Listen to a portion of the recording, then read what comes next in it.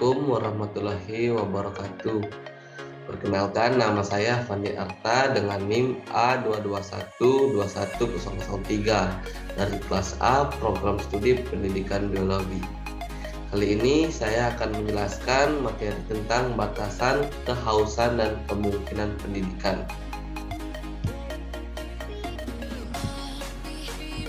Yang pertama, definisi pendidikan. Pendidikan merupakan suatu kegiatan yang universal dalam kehidupan manusia, karena di belahan bumi manapun yang terdapat adanya kehidupan, pasti akan terjadinya proses pendidikan, sehingga pendidikan itu sendiri tidak bisa dipisahkan dengan kehidupan kita. Adapun tujuan pendidikan, berdasarkan ruang lingkupnya. Yang pertama, tujuan umum. Yang kedua, tujuan khusus. Yang ketiga, tujuan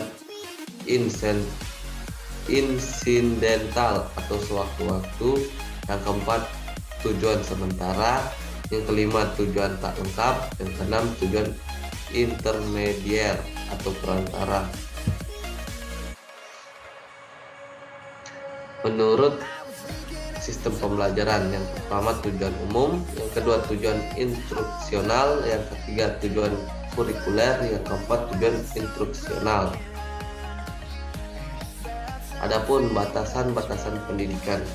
Yang pertama, pendidikan sebagai proses transformasi budaya. Yang kedua, pendidikan sebagai proses pembentukan pribadi. Yang ketiga, pendidikan sebagai proses penyiapan warga negara. Yang keempat, pendidikan sebagai penyimpan tenaga kerja.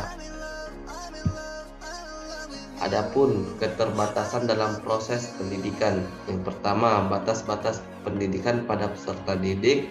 Yang kedua, batas-batas pendidikan pada pendidik. Yang ketiga, batas-batas pendidikan dalam lingkungan dan sarana pendidikan.